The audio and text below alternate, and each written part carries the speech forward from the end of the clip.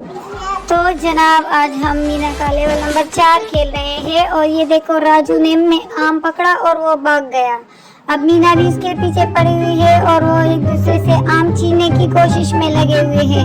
دیکھتے ہیں کہ بہن بھائیوں میں کون زیادہ تیز ہے. راجو آم پکڑ لیتا ہے یا مینا اس سے آم کو چھین لے لیتی ہے. اور دیکھو کیسے کیسے جمپ لگا رہی ہے مینا اپنے بھائی کے پیچھے.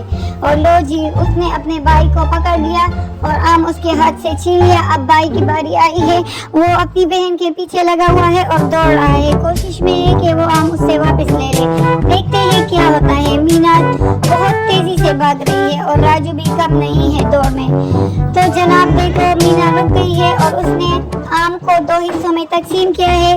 آدھا حصہ خود لیا اور آدھا اپنے بھائی کو دے دیا اور جھاڑو پکڑائی اپنے بھائی کو اور کہا کہ یہ جگہ صاف کرو اور میں تو چلی یہاں سے.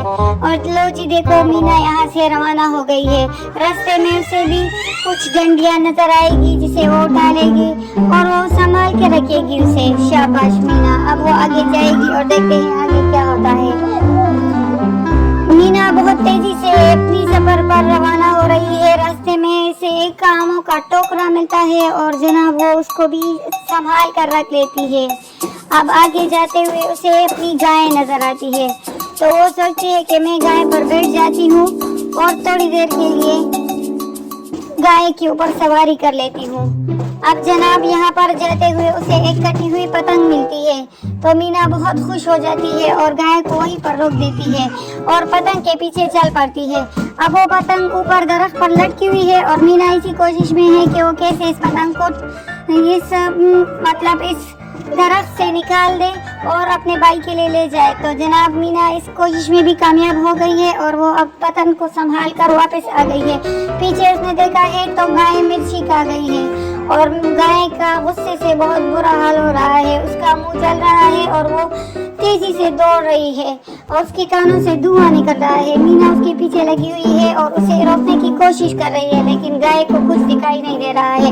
تو جناب دیکھتے ہیں کہ آگے کیا ہوتا ہے.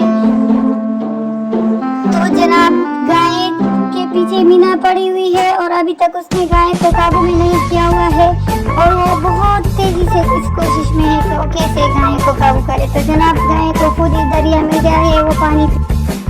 تو جناب گائے لگ گئی پانی پینے اور مینا آ گئی اپنے بھائی کی ہیلپ کرنے اور وہ راجو نیچے کھڑا ہوا ہے آم کے درخت کے اور مینا لگی ہوئی ہے ایک ایک آم کو توڑنے میں اور اس کی ہیلپ کرنے میں. تو اسی طرح یہ دونوں ایک دوسرے کو ایکول رائٹس دیتے ہیں اور اپنے ایک دوسرے کا بہت خیال رکھتے ہیں اور ایک دوسرے کی بہت ہیلپ کرتے ہیں.